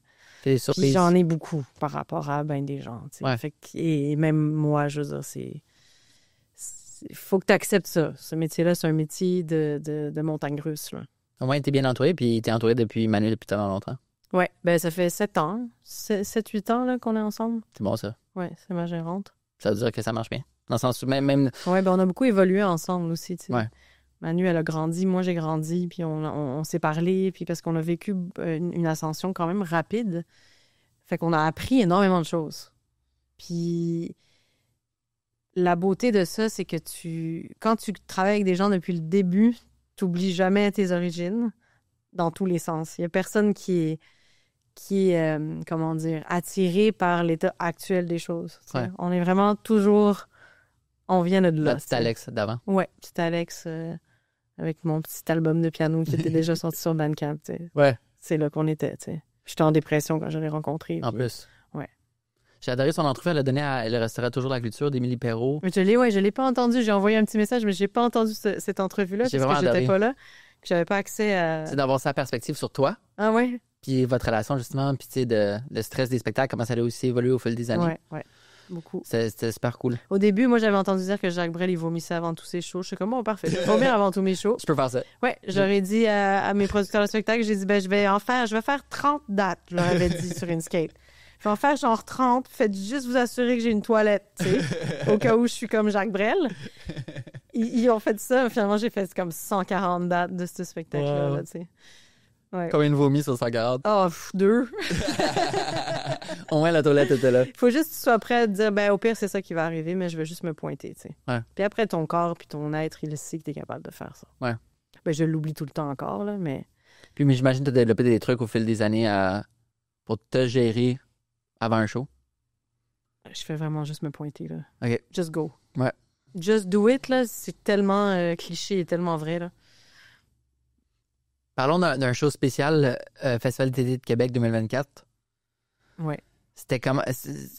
C'est inimaginable d'avoir autant de monde qui consomme du classique en même temps, Ouais. dehors, quand qu'il y a tellement de distractions alentour. Avec du recul, là, comment tu vois cette soirée-là? Irréel, complètement irréel. Moi et toute mon équipe. On repense à ce moment-là, on est comme, mais c'était quoi ça? Qu'est-ce qui est arrivé là, là? C'était inimaginable, là. Moi, je pense, j'ai vu les gens, j'ai dit, ben voyons donc, ben non, ça se peut pas, ben non. Je faisais juste répéter ça. Ouais. Même ma mère était comme, ils sont pas toutes là pour ma fille. Mais non, ils sont pas là pour voir Alexandra. C'était qui avant toi qui performait? Avant moi, il y avait Elie Sapi. OK. Mais surtout, la veille avant moi, il y avait des Offspring, Mais tu c'est sais. ça. Puis le lendemain, Post Malone. c'est surtout ça là, qui est hallucinant d'avoir. J'étais la seule fille sur ce roster-là aussi. Là. Oh. La seule fille et je faisais néoclassique. J'étais très, très, très underdog là, dans toute cette situation-là. À quel moment du processus t'es venu l'idée de faire du crowdsurf? J'ai eu l'idée la veille. J'ai dit à Marcella Grimaud, j'ai dit, I might do it. J'ai dit, Marcella, I might crowdsurf. She's like, what? OK, attends, wait a minute. Fait que là, elle a prévu, évidemment, 8 gardes de sécurité là, du FEQ. Ils m'ont fait signer un disclaimer. Nous ne sommes pas responsables de tout bris d'équipement. Ouais. De votre activité de crowdsurfing lors du Festival d'été de Québec, machin. J'ai beaucoup ri, j'ai pris une photo de ce document-là tellement c'était absurde. Wow. Et j'étais pas sûre jusqu'à la fin. En fait, ça allait dépendre de comment j'allais me sentir. Puis là, j'ai vu des beaux grands gars devant moi, là, jeunes, en forme. J'étais comme, ça y est. Ils sont faits pour ça. Puis là, je leur ai dit, bon, guys, j'ai vécu mon rêve de rock toute la soirée, mais il m'en reste un que j'ai pas fait. Puis là, il faut que je me rende, il faut que je revienne sur le stage là-bas. Fait que là, ils m'ont vu venir, les gens commençaient à rire, puis je me suis pitchée dans la foule. Wow. Mais c'était tellement beau, tu sais, je venais de jouer plus tôt au milieu de tout le monde. On avait fait un petit hommage au Cowboy fringant. Ah, wow. Les gens avaient chanté, il y avait des lumières. C'est vraiment un beau moment, tu sais, je me sentais complètement en confiance là, avec le public. Puis j'avais déjà fait du crowdsurfing dans ma jeunesse. C'est dans les festivals de punk rock, là. Ouais. Donc, je me souvenais que c'était pas si compliqué de faire du crowdsurfing, là. C'était pas du tout. Ouais. Ça flotte. Puis ce qui était long, c'est que mon micro pendait. C'est ça. Puis les gens faisaient attention de ne pas débrancher le fil de mon petit pack. Fait que j'ai mis longtemps à me rendre sur la scène, mais c'était incroyable. Mais tu vois, moi, j'ai pris des photos de Jay Scott qui faisait du crowdsurf au Festival La Poutine. Tu sais, fait que je savais qu'elle allait venir à telle chanson, fait que je me suis placé. Puis là, il a perdu son battery pack, son belt pack, justement, dans la foule. Ah ouais, lui aussi? Mais quand il est retourné sur scène, puis il dit, hey guys, 2 secondes, est-ce qu'on peut chercher ensemble? Puis là, tout le monde se met à chercher. C'est tellement un beau moment. Oui. C'est comme, tout le monde cherche en bas, puis là, il passe d'une personne à l'autre, puis là, il se le rattache. C'est ça, OK, c'est pour ça que tu disais, oui, ton pack. Ouais. Mais moi, les gens ont réussi à ne pas débrancher mon petit fil 1.8, mon fil d'écouteur, là, sur mon pack, qui pendait. Ils ont réussi à me porter et à pas débrancher le fil. Des crowdsurfers professionnels de douceur. Non, mais c'était vraiment doux, c'est ça. Ouais. Des crowdsurfers de douceur. C'était quoi la musique qui jouait pendant? Y avait-tu de la musique? Oui, il y avait une intro de ma dernière tune qui s'appelle Umbra, puis c'est Natalia, qui est la violoniste avec laquelle je joue, qui partait la tune. J'ai dit, Natalia, start the song! Elle est partie le truc, c'est une loupe de musique, une intro, là, musique instrumentale. Ouais. C'était un beau moment. Malade, ça. Ouais. C'est quoi ta plus grande motivation quand tu sors du lit le matin? Mon café. Direct à la machine à Le café. What else? Ouais, direct à la machine à café, là. T'es-tu heureuse quand tu te lèves? Comme t'as-tu le sourire facile le matin? Ça dépend. Non, je suis souvent un peu amorphe le matin. J'ai besoin de mon café, là. Puis après le café, c'est correct? Ça va, ouais. T'as pas besoin... J'essaie vraiment de sortir de ma maison le plus vite possible. Aller prendre la lumière. Je trouve que c'est bien. Juste bouger ton corps, aller prendre la lumière du jour, pas rester dans ton lit à scroller pendant 1 heure, là. C'est fun le matin, sortir dans la société puis juste voir que tout le monde se lever tranquillement puis le rythme s'accélérer tranquillement pas vite. Prendre du soleil, je pense vraiment que c'est bon. C'est 1000 fois mieux pour ton niveau d'énergie pour le reste de la journée, là. Ouais. J'allais passer au travers de tellement de questions. Sur 1 à 10, à quel point c'est difficile pour toi de composer une chanson? Comme une nouvelle chanson que t'aimes. Oh, ça dépend tellement de la chanson. Mettons 1, facile, 10, difficile. Composer une chanson, hey man. C'est qu'il y a des moments où t'as tellement de doutes, puis là, dès que ça débloque, c'est super facile. OK, c'est ça. Fait que c'est un peu des deux, je te dirais. Fait qu'un read jusqu'au doute, puis après le doute. Un read jusqu'au doute, puis après un 2. Ouais. Ouais. Une belle moyenne de 5. Une belle moyenne de 5. Une belle note average là, dans le milieu. Dans ton monde musical, que représente la créativité pour toi? Puis c'est un peu bizarre comme question. Même quand moi, je l'ai relu en vue de la préparation d'aujourd'hui, je suis comme, c'est quoi cette question-là? Parce que c'est des questions que j'ai apprises depuis tellement longtemps. Mais mettons, en photo, oui, t'as la composition de l'image, puis t'as la lumière, puis tout, mais je trouve que t'as aussi une créativité par rapport à tes pieds, de comme où, d'un où tu te places, évidemment, mais quel projet tu fais, comment tu t'y rends, comment tu parviens à rencontrer telle personne, l'angle journalistique. Fait que, plus l'intention. mais tu peux répondre aussi large que tu veux, aussi précis que tu veux. Pour moi, la créativité, c'est aussi l'espèce d'impulsion qui rentre dans ton corps, puis là, il y a quelque chose qui sort, tu sais, puis ça, j'aurais tendance à l'appeler de la créativité parce que c'est quelque chose que tu crées et qui se dévoile devant tes propres yeux, quasiment. Après, ce que tu nommes, pour moi, c'est plus une intention, c'est plus... qu'est-ce que je fais? C'est quoi l'histoire que je vais raconter? Par quoi j'étais habitée quand j'ai créé ça? Qu'est-ce que ça veut dire émotionnellement pour moi? Puis comment je fais pour le traduire aux gens quand je vais le partager? Ça prend une grande part. Puis dans mon cas, tu sais, j'ai pas l'impression que je vais jamais sortir un album puis être juste comme, ben voici, j'ai composé ces 12 tunes-là. Je les ai enregistrées dans mon garage. Voilà, tu sais. Peut-être qu'un jour je vais faire ça, mais d'habitude, il y a toujours comme un récit, une intention, de quelque chose que j'ai envie de dire aussi parce que j'ai la chance d'avoir des micros devant moi, fait que je trouve si bien de dire quelque chose. As-tu déjà des pistes pour le prochain? Non. Tu vas laisser venir à toi? J'avoue, je suis complètement dans le néant sur celui-là. Mais c'est qu'il faut. C'est parce que je sais pas ce que je m'apprête à vivre. Mais c'est ça. C'est ça. Puis 2026 va être différent de 2025. Puis... Ouais. J'ai beaucoup aimé jouer avec des musiciens, tu sais. J'avais 16 musiciens sur scène avec moi là, pour clore la tournée. C'est spécial. Fantastique, là. Tellement de fun, tellement de plaisir. Puis ça, c'est important aussi d'avoir du fun, là. Ouais. As-tu de l'aise à diriger un orchestre ou comme une équipe? Ben alors, moi, je lis assez mal la musique, donc, tu sais, je n'irais pas me risquer à lire, à diriger un orchestre. Ça les aiderait pas. Mais diriger mon ensemble intentionnellement, oui. Ça, c'est quelque chose que j'aime faire. Puis, tu sais, la musique m'habite, puis je suis quand même assez perfectionniste, je sais où je veux que ça aille.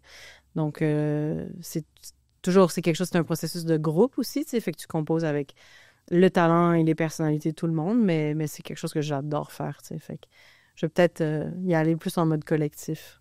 Ouais. C'est beau, c'est fun, ça. Ouais. Puis après, ce qui est fun de ça, c'est que quand tu vas avoir fini ça, tu sais, les 200 shows, tu reviens, tu es comme, il me semble que ça se refait un peu tout seul, tu sais. Ben, c'est l'un qui fait apprécier l'autre. Oui, c'est ça. Ben, dans mes shows, il y a toujours un peu des deux, là, des moments solo, puis là, il y avait des moments plus éclatés avec plus de musiciens vers la fin, mais c'est vraiment le fun. C'est tellement une belle chose de jouer de la musique avec d'autres humains, là. Happiness is only real when shared. Ouais, Into the Wild. for real. Et tout le monde devrait faire de la musique avec des gens. Même si t'es pas bon. Moi, pour Chanter moi, je avec peux pas. d'autres mondes. Non? mon Tu cerveau, ferais là, pas comme une chorale, mettons? même pas. Mm. En fait, c'est ça, j'aurais de la misère parce que dès que je pleure, je commence à pleurer. Je sais pas, il y a quelque chose dans Dès que mon tu chantes, tu système. commences à pleurer. Ouais. Oui. Je chante au Canada, Tu pleures. ça déclenche des larmes, de l'eau dans mes yeux. Ah oui, ton sentiment patriotique canadien. Même pas, je suis tellement souverainiste, fort fait que... Je trouvais ça weird un peu. Tu pleures au Canada, mais ça montre à quel point ton réflexe physiologique est fort. Mais on dirait, mon cerveau, je trouve la musique très mathématique quand même, Ouais. dans la structure, puis tout, un peu comme les langues. Ouais. Puis j'ai tellement de misère avec les langues, puis avec... Ok, ouais. Même le français qui est ma langue natale, Ouais. tu sais, je sais que je fais plein d'erreurs. C'est pas ton langage. C'est ça, c'est pas mon langage. Est-ce que tu fais de la dyslexie? Non, je pense pas. Ouais. Moi, j'ai un petit côté dyslexique, tu sais, qui fait que j'ai de la misère à lire les notes, là. Tu penses que ça t'aide? Quoi? De la dyslexie? Dans le sens, tu penses que... Je pense pas que ça m'aide. Je pense que ça... Non, je pense que ça m'a fait développer d'autres côtés, que j'ai appris la musique un peu plus par la mémoire et par l'oreille. Ça m'aide, comme créatrice. Mhm. Mais ça m'aide pas, non. Mais ça... Tu sais, dans les niveaux, dans les sphères dans lesquelles j'évoluais à McGill, au conservatoire, quand toi, tu as de la difficulté à lire les notes, tu te sens imposteur. Là. Parce que moi, mettons, le seul parallèle que je peux faire, c'est que avant j'étais super gêné. Ouais. C'est quand même pas une faiblesse, mais je veux dire faiblesse, mais c'est pas le bon mot, là, une faiblesse de prendre des photos parce que tu veux prendre des meilleures photos, fait que t'es gêné. Mais je me suis rendu compte que cette gêne se transformait en plus de temps à bien rencontrer la personne, donc développer une belle relation, donc une confiance, donc des photos plus intimes, vulnérables. Donc ma gêne, qui était un défaut, s'est transformée en une énorme qualité. Mais tu sais, je pense que ça, c'est une belle leçon de vie. Tu sais, les choses que toi, tu considères qui sont des défis pour toi, qui peuvent vraiment jouer sur ton estime, ça va être des choses que tu vas avoir à contourner, puis tu vas développer des choses qui vont te servir. Exact. Tu sais, faire de ta différence une force, là. Ça n'en fait pas. Moi, je sens ça par rapport à la lecture de notes, là. Ouais. Définitivement, ouais.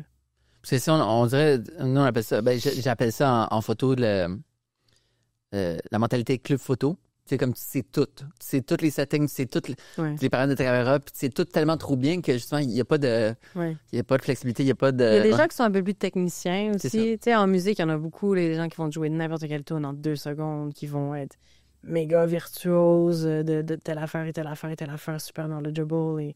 Et ça veut pas dire que ça va passer, mais c'est ça, eux, c'est ça leur personnalité artistique, tu sais, puis on a chacun la nôtre, tu sais. Mm-hmm. Tantôt, quand tu parlais de créativité, comme la créativité, c'est impulsif, ça m'a fait penser à quelque chose. J'ai vu un documentaire sur Netflix il y a longtemps qui expliquait c'était quoi la créativité. Puis il prenait l'angle de notre espèce animale versus d'autres espèces animales, que toutes les espèces animales, ou presque, je pense que c'est toutes, je vais mettre entre parenthèses ou presque, que quand ils ressentent quelque chose, c'est-à-dire soit un sentiment intérieur du système nerveux ou en réaction à l'environnement, il y a tout de suite, le cerveau agit tout de suite. Tandis que l'humain, on a réussi à ressentir des choses, mettons, on a faim ou il fait froid. Cette information va ruminer dans notre tête pour ensuite exprimer une décision. Ah ouais, OK. Fait que ce lag entre délai, là. le délai, c'est là que la créativité joue. Dans le sens, tu processes des choses, mais tu n'agis pas nécessairement tout de suite, même si ton premier réflexe animal serait de réagir. Intéressant, mais ça doit être une composante de la créativité, mais c'est super intéressant. J'avais jamais pensé à ça. C'est ça le sens. Quand un chat a faim, il miaule tout de suite, dans le sens. C'est action-réaction. Un temps de réflexion pour trouver une solution, pour trouver un chemin vers qu'est-ce qu'il peut faire pour régler son problème. Fait que ça, je trouve ça tellement eye-opening. Dans le podcast, encore une fois, que j'ai dit ça, parce que je l'avais vraiment aimé, ce podcast-là, tu as dit que tu as appris à jouer avec les salles, puis leur particularité auditive. C'est-à-dire que comme tu t'adaptes un peu, puis mettons les églises, c'est vraiment différent de tout ça. Y a-tu des types de salles que tu as encore de la difficulté à t'adapter à elles? Les salles les plus difficiles, ça va être... c'est souvent les salles où tu as un immense retour sur scène du son. Ouais. Mais en même temps, ça fait des publics super le fun parce que tu es super proche de leur réaction. C'est tout aussi difficile de jouer. Par exemple, j'ai joué à la salle Playel à Paris, complètement dead acoustiquement. Fait qu'il y a 2000 personnes, t'as l'impression qu'il y en a 20. Wow. Ça, c'est super déstabilisant pour un artiste. Et qu'est-ce qui fait en sorte ça? C'est la C'est proximité du l'acoustique. mur? En fait, c'est qu'ils ont... C'était une salle qui était super live, la salle Playel. Puis c'était une salle de musique classique. Puis ils en ont fait une salle plus... pour accueillir toutes sortes de bandes. Donc, ils ont vraiment beaucoup... Fait que ça absorbe le son. padé. Ouais, Ouais, ça absorbe le son parce que des fois, ils ont des bandes super loud, tu sais. Fait que c'est important. Ouais. Mais quand tu joues de la musique classique, c'est le fun d'avoir quand même une belle acoustique, là.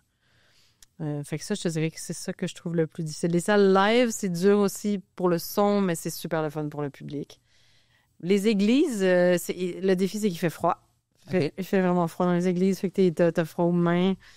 C'est aussi vraiment toujours étrange de te changer où est-ce que le prêtre se change. Genre, mais souvent, je sais, tu vas faire ton petit pipi, genre où est-ce que le prêtre vit, tu sais, je trouve ça toujours weird, là, tu sais. Souvent, je le dis quand je monte sur scène, ça. Les églises, ouais. Il y a toujours un peu de... Ouais, c'est des lieux étranges, mais qui peuvent être vraiment puissants pour faire de la musique instrumentale, là. Préfères-tu jouer à l'extérieur ou à l'intérieur? Je veux dire à l'intérieur, juste parce que c'est un petit peu plus contrôlé au niveau de l'écoute des gens, mais j'ai joué à Joliette. Ouais. Ça, c'est une salle que j'aime encore d'aller. C'était fantastique. Fait que je sais pas, en fait. C'est bonne question, parce que j'ai pas beaucoup joué à l'extérieur. Mais c'est vrai que les fois où j'ai joué à l'extérieur, c'est les Plaines d'Abraham, puis à Joliette, ou des petits événements spéciaux. J'ai fait un stunt au quartier des spectacles. C'est toujours magique de jouer dehors. T'as vraiment l'impression de vivre un moment. Ah ouais. Fait que je te dirais au niveau confort à l'intérieur, mais au niveau truc spécial, mémorable, peut-être à l'extérieur. C'est quoi la salle que tu rêves le plus de jouer, mondialement parlant? Je te dirais que si je joue à Carnegie Hall un jour et que les gens sont là pour me voir, je vais avoir l'impression d'avoir bien réussi ma carrière, mettons. As-tu vu, écoutes-tu des documentaires sur d'autres musiciens? Ouais. John Baptiste, as-tu vu son documentaire? Non, pas encore. Incroyable. Sur ma liste. Que justement, il joue à Carnegie Hall. Ouais, j'aime beaucoup les documentaires de musique. Le fait que sa femme est atteinte de cancer pendant tout ce processus-là, Oh my qui God. gagne les Grammys, puis c'est filmé de manière tellement intime. Oh wow. C'est sûr que c'est un ami qui est là, c'est impeccable, c'est magnifique. Oh wow. C'est vraiment C'est vraiment des histoires de vie. Tu sais, tu vis des grands moments de gloire comme ça, mais après, tu vis des moments de vie comme tout le monde 2 secondes après. Tu sais, fait que ça crée des contrastes assez intéressants quand même. Ouais. Où est-ce que ton ambition internationale, parce que tu as quand même du succès à l'international, où est-ce que ton ambition internationale s'arrête? C'est où que tu mets la limite ou c'est juste on va battre le bateau? Ben, tu sais, je pense qu'on tire sur des fils qui existent. Tu sais, fait que s'il y a de l'intérêt, on sent, il y a des gens qui sont là. Tu te pointes, tu sais, j'ai joué plusieurs fois quand même à Paris, à Londres. Ça évolue tout le temps, les salles sont de plus en plus remplies. Mais c'est une bonne question que tu poses là, parce que c'est vrai que ça prend une motivation. C'est ça, parce que tu veux pas des jours à l'extérieur de la maison? Tu sais, des jours à l'extérieur de la maison. Mais moi, j'habite sur les 2 continents, mais c'est plus qu'ici, j'ai tellement un beau public, puis ça se passe super bien. Fait que, le fait de continuer à développer puis à grinder ailleurs, ça prend de la motivation, mais on a des belles bases, il y a des beaux publics un peu partout. Fait que c'est juste d'aller à leur rencontre, mais de l'aborder peut-être un peu plus simplement aussi. Qu'est-ce que tu veux dire? Mais les gens sont comme, je vais percer à l'international. C'est pas ça pour moi. C'est comme plus continuer à entretenir ton public, aller à leur rencontre, te pointer, faire tes dates. Puis oui, tu vas avoir de la presse à droite à gauche, un article, tu vas rencontrer des journalistes, tu vas rencontrer de plus en plus de gens. Puis à un moment donné, peut-être tu vas avoir un gros break, puis là, tu vas avoir un public plus mainstream dans un des... Mais il y a percer dans le mainstream, puis être, tu sais, un peu le concept de global niche, tu sais, d'avoir beaucoup de fans un peu partout, mais vraiment dans ta talle de musique, tu sais. Fait que moi, je pense que j'aborde les choses un petit peu plus comme ça. Plus d'approfondir la relation. Ouais, tu sais, si un jour ça donne qu'il y a un gros projet puis que ça crée un gros buzz, tant mieux, ça va faire plus de monde va aller rencontrer, tu sais, mais je considère que j'ai déjà tellement... j'ai pas la soif de comme... faut que tout le monde me connaisse dans le monde, là, tu sais, non. Est-ce un pays que tu rêves de faire un show que t'as pas fait? J'aimerais aller au Japon. Oh, wow. Puis là, j'aimerais aller au Brésil. Ouais. C'est un pays que j'ai vraiment découvert, que j'aime beaucoup. Mais l'Asie, ça m'appelle depuis toujours, particulièrement le Japon. Puis voir aussi comment le public est différent. Ouais, je serais curieuse, tu sais, d'aller à leur rencontre. J'aimerais jouer en Turquie. Je serais vraiment contente de jouer à Istanbul. Oh.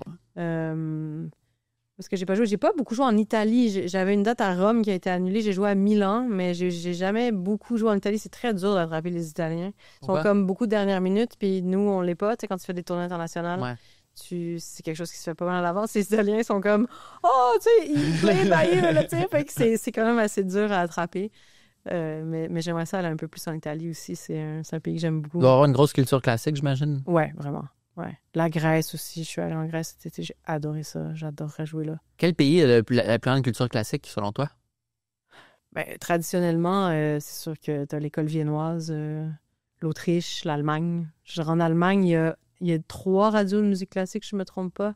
Il y a une radio mainstream de musique classique. Fait qu'il y a un genre de TVA de la musique classique. Quoi, de la musique classique. Fait que quand tu y vas, j'ai fait une entrevue là, on te pose des questions comme people, un peu comme dans une radio commerciale, mais c'est juste du répertoire classique. Fait que ça te montre à quel point il y a une industrie vivante. Tu sais, j'ai fait un gala là-bas. Ouais, je m'en souviens. Il y a du monde, là, tu sais, c'est gros, là. Puis est-ce que tu sais si, je demande ça très naïvement, historiquement, tu sais pourquoi? Parce que les instruments ont été... Je veux dire, l'école viennoise, c'est super connu comme depuis vraiment longtemps. Oui, Vienne, c'est une capitale mondiale de musique classique depuis Mozart, là, tu sais. On connaît leur nom, là, tu sais, they made history, là, the guys. Mais pourquoi les gens aujourd'hui en Allemagne consomeraient... En fait, non, j'imagine historiquement, tu sais. J'imagine aujourd'hui, c'est parce que ça fait longtemps. En même temps, l'Allemagne, pourquoi ils consomment autant de musique classique? Ouais, pourquoi l'école viennoise a vu le jour là, mettons? Pourquoi? C'est une bonne question. Je pense que c'était l'école. Je pense que c'était l'endroit. Il devait y avoir des cours, des musiques de commande pour la cour, pour les court, là. Ouais. C'est ça, la cour en français. La cour, ouais. Probablement des grosses commandes, donc de l'activité parce que de l'argent. OK, ouais. Ben, j'imagine... Je présume, ouais. T'as besoin d'un certain embourgeoisement, tu sais, juste pour un accès aux instruments. C'était carrément la noblesse, là. C'était même pas des bourgeois à l'époque, là, tu sais. C'était vraiment la monarchie.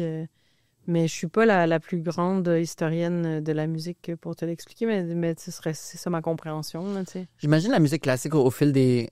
Encore une fois, naïvement, je suis juste vraiment curieux. J'imagine historiquement, tu sais, très bourgeoisie. Puis est-ce que c'est comme une pente descendante vers une accessibilité pour tous, selon toi? Je pense qu'il y a des compositeurs. Tu sais, par exemple, Liszt, c'était un compositeur qui était très populaire. Donc, il y avait des gens, il y avait des fans, là, des femmes qui criaient quand ils le voyaient.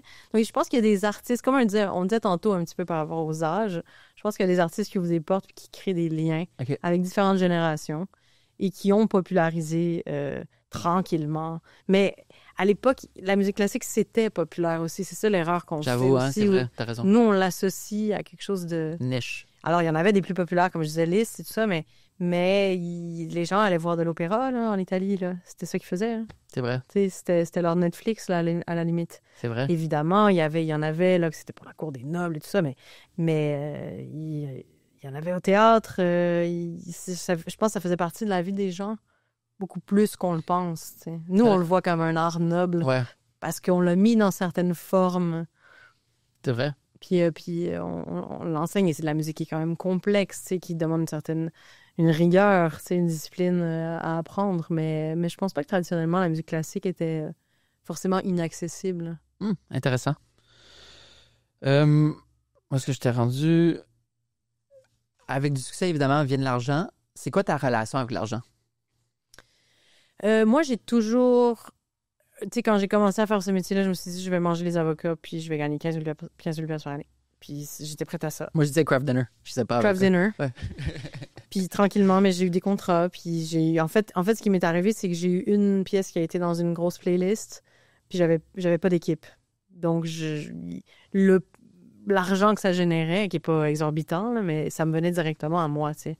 Fait que ça m'a permis d'être correct. J'ai toujours réussi à moyenner. J'ai quand même fait des gigs de pub aussi. Je faisais de la pige, de la musique de commande à droite à gauche. C'est comme ça que j'arrivais.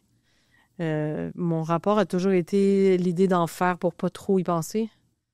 De pas être comme prisonnière de l'argent. Je pense que... Mais c'est quelque chose que tu apprivoises. Puis tu sais, en musique, faut que tu fasses beaucoup, beaucoup, beaucoup d'argent pour faire de l'argent, tu sais, dans le sens où il y a beaucoup de gens. Tu contribues à un écosystème, tu es une entreprise. Oui, exactement. Il y a beaucoup de pourcentages. Tu fais jamais l'entièreté de l'argent qui existe. Tu sais. Puis le streaming, on le sait, faut que tu streames par millions là, pour que ça génère des sous. Moi, je suis dans une bonne position, tu sais, parce que j'en ai des millions et des millions et des millions. Mais c'est dur d'arriver, tu sais. Ah oui. Mais j'ai pas un rapport compliqué à l'argent, je te dirais. C'est même, je le vois, je suis quand même entrepreneur comme personne. J'ai racheté des parts dans le studio dans lequel je travaillais avant avec mes anciens partners. J'aime ça. J'aime pas l'argent, mais j'aime l'entrepreneuriat. T'aimes prendre des J'ai pas risques? peur, ouais, j'ai aucunement peur du risque monétaire. Puis à quel point tu gères comme cette balance entre risque puis longévité? Parce que tu sais, on sait jamais quand est-ce que nos carrières vont finir ultimement. Ouais. Comment tu Moi, jongles j'essaie avec la balance? d'épargner le plus possible. C'est ça. Moi, je suis genre en mode genre... Garde tout. Ouais. Mais Je dépense, j'ai pas besoin de beaucoup de choses dans la vie. J'ai pas de char, tu sais. Ce qui me coûte le plus cher, c'est mes voyages. Ouais, mais sinon, je suis assez économe, là, donc je mets de l'argent de côté. J'ai toujours les mêmes souliers. Tu sais, je me suis toujours dit, OK, j'aimerais ça en avoir de côté assez pour pouvoir souffler si je suis plus capable de faire ça, tu sais. Fait que c'est ça mon objectif. Mais depuis que je travaille, que je connais quand même un beau succès, là, maintenant, je suis plus en mode, OK, créer des choses.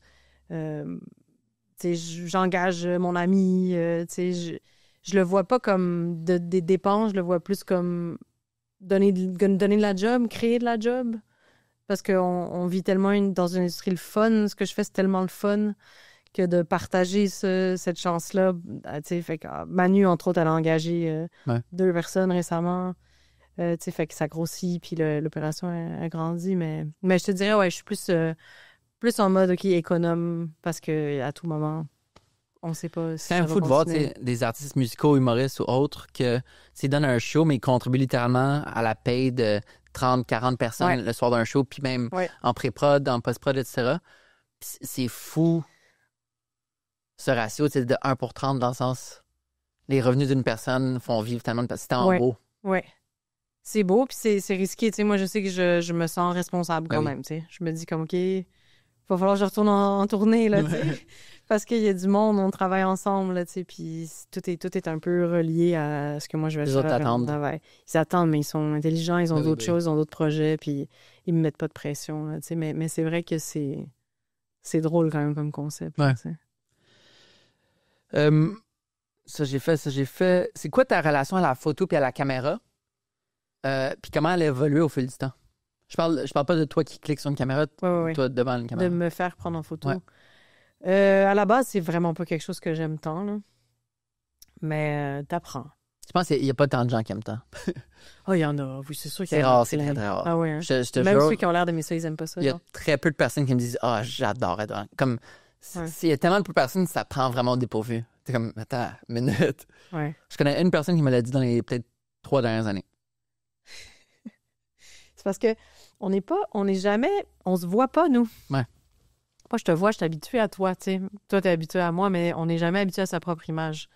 Fait que je pense que ça prend un méchant temps avant d'être habitué à ta propre image. Fait que je pense que, tu sais, juste de base, là, il y a un truc d'habitude. Mais t'apprends à le faire. C'est le petit russe, tu connais le petit russe, le photographe, un jour, il m'a dit, Marie-Étienne, mon grand, il a dit, tu te choisis une face, puis tu fais toujours la même, tu sais. Il m'a dit ça au SME, à un moment donné, 20 sous dans une tente. Et j'ai pris son conseil. Et, c'est comme j'ai une amie un jour qui m'a dit, tant qu'à parler, aussi bien dire quelque chose. C'est une amie à moi qui travaille en clown à Paris. Wow. C'est une incroyable artiste. Elle m'a dit ça au tout début de ma carrière. C'est quand je commençais à parler un peu sur scène. Puis elle m'avait un peu rentré dedans. Genre, hey, qu'est-ce que tu dis, tu sais? Pas comme ça, parce qu'elle est française. Mais elle dit, tant qu'à parler, aussi bien dire quelque chose. Et cette phrase-là, elle m'est vraiment restée en tête. Ce qui fait que quand j'ai eu la parole à certains endroits dans ma vie, tout début de carrière, je me suis dit, hey, je vais pas juste être là. Je suis tellement contente d'être là. Merci, mais je vais essayer de passer un message. Ouais. C'est parce que c'est vrai que c'est un privilège. Bon, maintenant, tout le monde a un podcast. Bien dit. Mais c'est quoi le message que tu espères transmettre, mettons? Mais tu sais, à la première fois que j'ai gagné un prix à l'Asie, j'ai dit, faut pas sous-estimer le pouvoir de la douceur. Bien vu. Que je pense fondamentalement, tu sais. Ce genre de choses. L'année dernière, j'ai fait monter les filles sur scène avec moi. Les autres filles en nomination. En me disant, OK, ben là... Parce que ça vient toujours d'une intuition, là, tu sais, de comme, OK, cette année-là, j'avais pas envie que le spotlight soit sur moi. J'ai gagné ce prix-là 3 fois, je pense. Fait que là, j'avais envie que le spotlight soit partagé, tu sais. Je me sens pas bien de tout le temps gagner ce prix-là, tu sais. On dirait que je sais pas. Ouais, je comprends. Ouais. Quelque chose qui peut aider pourrait beaucoup, c'est de regarder comme un bon vidéo de 10 minutes de comment faire des pauses. Ouais. C'est dans l'optique de Marc-Étienne, mon grain. Ouais. Que, C'est next level, là. T'es comme plusieurs pauses, genre 10 minutes. mais t'es comme ça devient naturel quand t'es devant une caméra. T'es pas comme, qu'est-ce que je fais? Ouais. Tu sais, même moi, les pauses, c'est l'affaire la plus difficile encore pour moi ce jour. Ouais. Même si j'ai regardé des dizaines et des dizaines de vidéos de pauses, puis même si j'ai des notes de pauses comme en shortcut sur mon home Mais screen. je pense que dès que t'es en train de penser à je suis en train de me faire prendre en photo, il faudrait que je me positionne comme ça Ouais. marche pas. Mais en Mais il y fait, a des gens très bons, hein. Tu sais, je pense à Charlotte Cardin, mettons, elle est excellente là-dedans. mais t'es mannequin aussi avant. Tu sais. Oui, elle était mannequin, elle a appris, c'était un métier. Mais ça, c'est un truc de pause. Tu sais, c'est comme, Ouais. mais sa job, c'est d'apprendre les pauses et donc de poser. Ouais, c'est un truc de physique aussi, là. Tu sais, je Ouais. prendrais bien le physique de Charlotte. Ouais, hein. je comprends. mais c'est vrai que c'est un art, là, d'être capable de poser. Ça peut vraiment aider de comme, comprendre qu'est-ce qui est pas naturel, mais qu'est-ce qui a l'air naturel Ouais. à la caméra. Mais ça, c'est très bizarre parce que tu dis ça a l'air naturel, mais t'es en train, en fait, de genre aspirer dans ta... Mais c'est ça. Moi, je suis pas capable. Moi, je me dis, Mais je te jure, comme ça. prends un 10 minutes dans la prochaine année. Ok, je vais faire ça, là. Je m'en vais à l'aéroport, là. Je fais Je pense que ça peut vraiment aider. C'est juste des petites choses. Tu sais, des petites pauses. tenir les doigts. Les doigts. Comme à Rolling Stone. Ouais, des beaux massages de doigts perpétuels. Puis, est-ce que tu t'es beaucoup. Est-ce que c'est de plus en plus. Même si c'est difficile, est-ce que c'est de plus en plus facile pour toi d'être devant une caméra? Comme est-ce que tu apprends toi-même? Oui. Je pense que tu apprends à oublier les caméras. Ok, c'est ça. Mais là, tu me parles de pause, là, c'est plus contrôlé. Ouais. Mais par exemple, la télévision. Ouais. L'idéal, c'est que tu arrives à un peu oublier qu'il y a des gens qui t'écoutent ou il y a des gens qui t'observent. Parce que sinon, tu t'observes toi-même, puis c'est pas malsain. agréable. En tout cas, moi, je me suis toujours dit, juste, je vais y aller tel que je suis, puis advienne que pourra. Tu sais. Je pense que c'est important d'accepter que un segment vidéo, une photo surtout, ne va pas représenter ta personne. Ouais. Tu sais, c'est pas un 250e de seconde qui va faire en sorte de comme ça, c'est Alex, puis ça, Ouais. c'est l'entièreté d'Alex. Fait que- Ouais. Puis tu sais, il y a tellement souvent dans mes sélections photos, tu sais, parce que ultimement, la photo, c'est par rapport à la sélection photo, beaucoup plus en le numérique. Tu sais, un show que je photographie de toi, c'est peut-être un 1500 à 3000 images. Wow. Gros show, mettons 4000. Fait que tu sais, c'est vraiment la sélection qui va faire la Ouais. photo dans le sens. Ben, ça, c'est ton regard. C'est tu sais, ça. ultimement. Puis souvent, tu sais, tu vas avoir une belle photo que tu vas tout avoir. Tout est impeccable. Ouais. Mais ça représente mal la personne. Ouais. Puis justement, tu peux pas, avec une image, représenter quelqu'un, mais tu peux essayer tout le temps de te rapprocher le plus possible. De comme, Mhm. ça, c'est son vrai sourire. De l'essence de la personne. Fait que je pense que c'est juste d'accepter comme, c'est pas grave, c'est des mauvaises images parce qu'elles ne représentent pas mon entièreté. Mhm. Ouais, tout à fait. Peut-être un livre de 300 images, peut-être que oui, mais tu sais. Mais voilà. Mais c'est super intéressant ton métier, là, tu sais, C'est tellement de fascinant. dégager l'humain d'un portrait, tu sais, d'une image fixe, tu sais. C'est magnifique. Moi, j'adore la photo. J'aurais vraiment aimé ça, être photographe, honnêtement. C'est vraiment palpitant. Ouais. Puis Simon Gouache était venu au podcast, puis il m'a fait réaliser qu'on a un peu le même background au secondaire, qu'on était très observateur. Ouais. Lui, l'observation s'est transformée en humour. Mm. Moi, l'observation s'est transformée en images. Ouais. Puis c'est littéralement ça, c'est comme déguiser ton œil tout le Moi, temps. ça s'est transformé en musique. C'est ça. Fait que C'est choisi ton médium. tu sais. Exact. C'est un véhicule avec lequel on s'exprime, mais... Ouais. Mais ouais, la photo... On est chanceux d'avoir un médium, tu sais. Ouais. Moi, j'encourage tout le monde à essayer des choses, à toucher un peu à différentes formes d'art, à prendre des risques, tu sais, parce que ça fait du bien d'avoir ça dans la vie quand même. C'est vraiment une chance. Ouais. Chaque fois, comme tous les projets de photo que je fais, je suis tellement content de les faire. Ouais. C'est parce que l'un va balancer l'autre. Tu sais, chacun a ses avantages et ses désavantages. En même temps, il y a tellement peu de désavantages, mais tu sais, dans le sens, mettons, tard le soir versus Ouais. tu sais, des heures qui sont plus difficiles ou moins faciles, mais c'est tellement palpitant. C'est quoi le photoshoot le plus difficile que tu as jamais fait? Ben, mettons, ce week-end avec Jay Dutombe qui courait 125 km. Tu avais de la misère à le pogner, genre? 125 km? Ouais, il a couru 125 km ce week-end. Il est rendu à beaucoup courir, Il est hein, rendu Jay? à beaucoup. Where is he going? Mais ça, la joke de un de ses meilleurs amis, Charles, qui est son crew, Ouais. qui dit Bon, Jay, la course est finie, c'est quoi ton sens pour la vie en 2026? C'est comme, t'es en train de courir après le sens de C'est fou, la forme athlétique qu'il a pris, là. Ouais, c'est ça prend 21 heures. Lui, ça lui a pris 21 heures et demie à courir. Non-stop. Mais mon Dieu! comme sans arrêt, là, dans le sens, oui, tu t'arrêtes pour des petits ravitaillements de 2 minutes, mais tu sais... Et donc, toi, est-ce que tu as couru pendant 21 heures avec lui? 125 km, c'est tellement une distance longue sur un territoire. Tu es en voiture, tu essaies de l'attraper, genre? Fait que du moment qu'il part au moment qu'il franchit la ligne d'arrivée, je peux seulement le voir 6 fois. Parce qu'il est dans les montagnes aussi, tu sais. Fait que les montagnes sont... puis pour aller un espace à l'autre... Si t'as raté ta shot, wow. Fait que tu le vois 6 fois, ça te prend 1 heure et 1 heure et demie à passer d'un endroit à l'autre. Faut que tu le times avec la lumière, avec tout. C'est beaucoup la nuit, tu sais, parce qu'il court toute la nuit. Avec l'en frontal, chose qui est pas évident à faire des photos, chose qui est impossible à faire des photos. Il court la nuit, 125 km. Fait que quand on l'a Je serais dû pour refaire son podcast. Mais là, c'est moi qui vais faire un podcast pour lui poser des questions. On va lui laisser la scène pour se remettre de ses ampoules. Puis, c'est quand il nous a quittés la dernière fois à 10h30. La prochaine fois 10h30 PM. La prochaine fois qu'on le voit, c'est à 8h du matin. Fait qu'il court toute la nuit dans les bois de Charlevoix. Tout seul? Ben là, tous les coureurs courent tout seuls, ce segment-là. Mais là, il y avait un vidéaste avec lui qui a couru 42 km avec lui. Ça prend un sacré vidéaste. Hein, mais c'est un vidéaste spécialisé dans les... C'est mon vidéaste de podcast, justement, avant. OK. Mais lui, il est spécialisé dans les ultramarathons. OK. Fait que c'est comme, il court des ultramarathons, sa copine courait 125 km en même temps que lui, il filmait. OK, incroyable. Fait que tout ça. Fait que ça, c'est un challenge.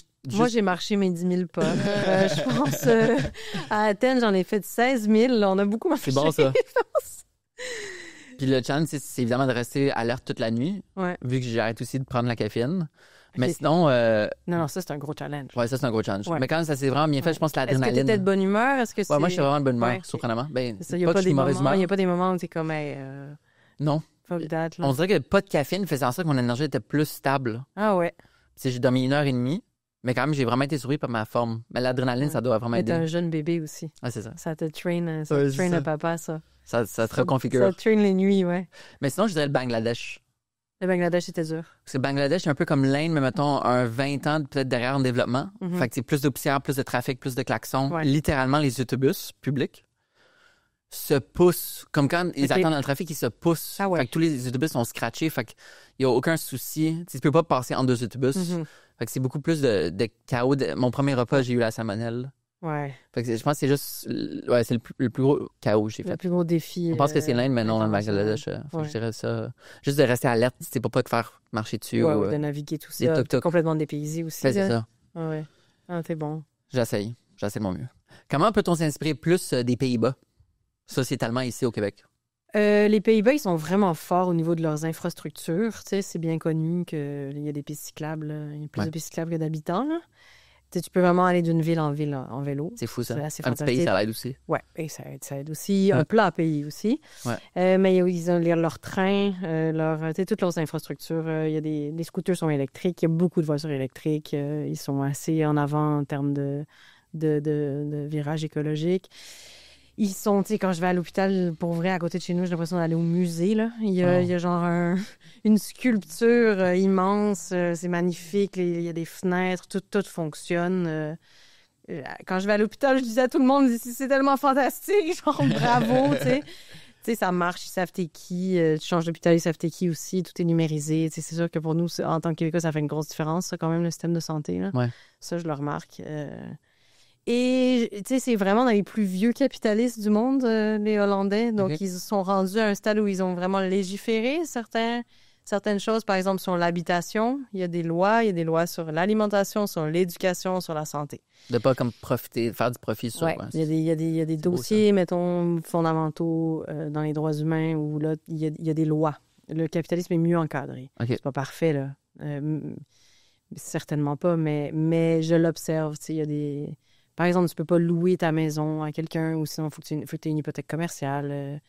Tu peux pas avoir, si je ne m'abuse, plus que 3 propriétés. Tu peux pas être genre un mogul immobilier. Là. Il y a plein de choses comme ça dans leur société.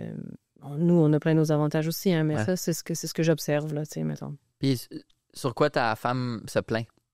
Là-bas? Ouais. La bouffe. C'est vraiment pas leur fort, ils vont te le dire eux-mêmes, là. C'est... La bouffe hollandaise, comme c'est quoi? Ça ressemble à quoi? Ben, tu sais, mettons, leur spécialité, ça va être comme... il y a beaucoup des choses frites. Ils vont manger comme du maquereau cru avec des oignons, là. Ça, c'est correct. C'est quand même assez bon, là. Tu sais, t'en trouves beaucoup dans les pays nordiques. Mais, tu sais, des trucs frits, là, genre une genre de croquette sur du pain. Puis ils mangent beaucoup de fromage. Ils vont manger, genre, du pain et du fromage. OK. ils vont manger des petits sprinkles de chocolat le matin sur du pain. OK. Des petites boules de friture. C'est vraiment pas une capitale culinaire mondiale. Tu trouves évidemment des bonnes adresses, hein, Ouais. partout. Ouais. Mais leur...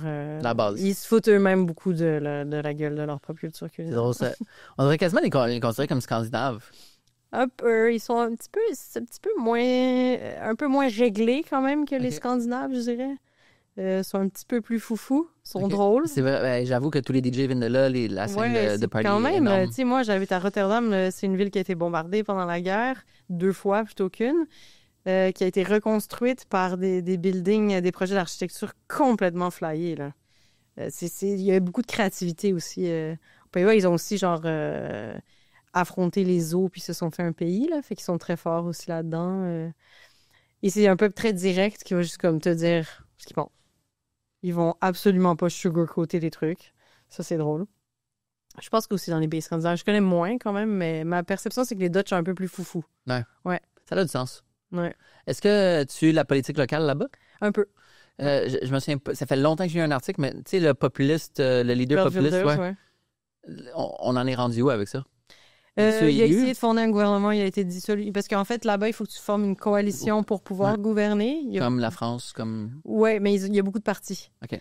Puis il n'a pas réussi à former un gouvernement. En fait, il a réussi à former un gouvernement. Son parti est au pouvoir avec un autre, 2 autres. Mais lui, la condition, c'était qu'il s'en aille. C'était qu'il lead Ah ouais? Wow. le parti. Ouais. Mais il est revenu un peu, on a entendu parler. Il a été élu, puis il a démissionné. Parce qu'il y a un projet de loi avec lequel il n'était pas d'accord. C'est un peu, ouais. Puis là, C'est un gros bébé. premier ministre, j'imagine, là-bas? Ouais. Plus C'était de Mark droite? Rutte avant, tu vois. Mark Rutte, tu vois, c'est Ouais. qui? C'était lui le premier ministre pendant longtemps. OK. Là, plutôt à droite, là. Ouais. En ce moment, ouais. Fait que c'était plus à droite, puis là, sa Rutte est démission... genre centre-droite un peu, là, C'est je te ça. dirais, là, politique néolibérale, quand même conservatrice, là. Ouais. Puis là, c'est plus à droite en ce moment Ok. avec ce Bert Wilders. Au moins, il est plus là. Ouais, Yves Lhomme, son parti est encore là. Ouais, c'est En ça. ce moment, c'est dans une vague de droite. Il y a quand même cette mouvance-là un peu partout en Europe Ouais. et dans le monde Ouais. en ce moment. J'ai l'impression qu'on est dans nos carrières quand même similaires dans le sens où on a beaucoup accompli de rêves. Ouais. Comment fais-tu pour combler avec le vide de rêve? T'as-tu comme un vide de rêve que tu Ouais. ressens? Vraiment. Comment En ce moment, t'affrontes ça? Ben, je suis en train de découvrir comment faire ça. C'est pas tant un vide de rêve, dans le sens que c'est plus, je te dirais, il y a tellement eu de choses que j'ai fait par des motivations extérieures, de « Oh, il y a ça qui arrive, il y a ça qui arrive, il y a ça qui arrive. » Puis là, tu t'embarques dans le bateau, puis oui, j'ai rêvé à ce métier-là, et là, je le fais. Et là, j'ai eu un peu de succès à le faire. Fait que c'est la première fois dans ma vie où je me dis « OK, ben là, le prochain projet va vraiment falloir qu'il parte d'une intention personnelle, intérieure, super claire. » Moins que comme une nécessité. Quand j'ai commencé, je le sentais vraiment comme une nécessité de Une faire ce survie. métier-là. Une survie. Littéralement. Genre, je peux rien faire d'autre que ça. Je pense encore que je peux rien faire d'autre que ça. Mais j'ai un petit peu plus de temps pour y penser. Mhm. Fait que je sais pas comment je vais trouver les clés de ce puzzle-là. Fait que ta réaction, c'est vraiment de comme replonger profondément dans tes À la instincts. base, je pense. OK. Ouais, je pense que l'exercice, c'est de retourner à la base. Pourquoi je fais ça? De Préfère- retomber en amour avec mon métier. Ouais. T'as-tu perdu l'amour un peu? Il s'est transformé. C'est qu'en fait, il y a d'autres choses qui arrivent en ligne de compte à mi-chemin. Tu sais, des sorties, des singles, la commercialisation, des réseaux sociaux, tout ça, ça occupe beaucoup quand même de ton temps, au-delà de la tournée, évidemment, là, quand tu fais ça, tu sais. Fait que ça, j'essaie d'oublier tout ça, puis de revenir à pourquoi je fais ça, tu sais. Puis qu'est-ce qui m'anime à la base. Mais ça va revenir. Ça Ouais. va revenir tout seul. C'est des cycles, la création, tu sais. C'est fun, la maturité tu sais, artistique, d'accepter que c'est des cycles. Ouais. Puis de pas te soucier que t'es dans un cycle. Ouais, je m'en soucie, là. Mais je l'ai vécu C'est déjà ça. 2 fois. Fait que là, je le sais que la petite voix, elle est normale. Ouais. C'est C'est ça, tellement fun, ça. ça, c'est juste l'expérience. C'est ça. Ouais. Mais c'est tellement fun d'atteindre ce niveau de maturité-là, d'être comme, OK, ça va mal, mais on est good. C'est Ouais. parce que c'est pour le long terme. Ouais. Puis Mais le après, tu te cycle dis, va ouais, mais revenir. si je pense que je suis good, sais-tu que ça va jamais revenir, en fait, parce que c'est comme c'est passé, tu sais. Ouais. Je sais pas, toi, tu vis ça aussi? J'ai quand même une bonne confiance en mon art. Ouais. Puis je sais que je vais y aller à fond. Ouais. Tu sais, là, cette année, c'était beaucoup plus tranquille. Puis c'est sûr que c'est des nouveaux challenges, mais en même temps, je vais essayer de mon mieux jusqu'à temps que je pourrais plus. Puis moi, j'ai une liste de plans B de jobs, de comme plein de jobs un peu Moi aussi. bizarres. Genre chauffeur de la STM. Moi, je vais ouvrir une auberge. C'est ça. Être aubergiste. J'adorais ça, faire de la sauce à spag là, pour des randonneurs. Mais ça, l'affaire, c'est que j'ai un ami mon ami le plus âgé, c'est un aubergiste. Ah ouais? Ouais, il a 60 ans. 58, 59. Puis c'est tellement comme... L'idée est belle, mais dans le concret, là, Ouais. si... C'est À dans le moins que tu sois travail. profitable et que tu aies des employés, c'est 24/7. Oui, donc il faut que tu aies de l'aide. Il faut que tu fasses ça en Constamment. groupe. Faut que tu fasses ça en groupe. tu sais. C'est ça, parce que sinon, seul... Non, moi, ça Ça serait plus gruge. l'idée. T'as une terre, t'as plusieurs amis qui vivent là, puis tout le monde gère l'auberge ensemble. Tu sais, un projet un peu avec communautaire Léonie, comme sa ça. maquilleuse, Avec Léo, ouais, Léo. je l'ai vu ce matin. qui a sa terre. Ouais, elle était supposée peut-être partir en Europe aussi, Léo, là. Ouais. Travailler? Non, comme en vacances. Ok, mais, ok. ouais. C'est où l'endroit que tu aimes le plus composer dans le monde? Chez nous. Peu importe où. Quel chez J'ai une vous? notion très relative de chez. Ça sort plus facilement à Rotterdam ou à Montréal? Ça dépend des phases. Là, je suis plus à Rotterdam cette année. Fait qu'il va falloir que ça soit là. Mais mettons, le vibe, c'est qui va m'aider, c'est juste d'être à la maison, de cuisiner un truc. J'ai souvent un projet culinaire, puis là, je vais écouter de la musique ou je vais jouer. Mais je suis pas encore rendue là, tu sais, fait que c'est pas d'actualité. Mais normalement, c'est comme ça que ça se passe. La bouffe est tout le temps associée à ta création? La bouffe est... Oui, il y a comme une domesticalité qui revient dans ma vie, qui est... Je vis ma vie, tu sais, le rythme redescend. Je regarde beaucoup.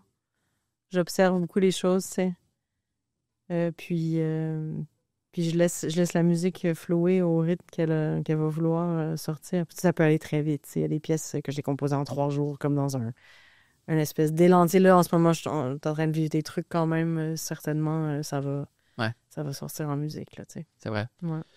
Ton festival favori au Québec?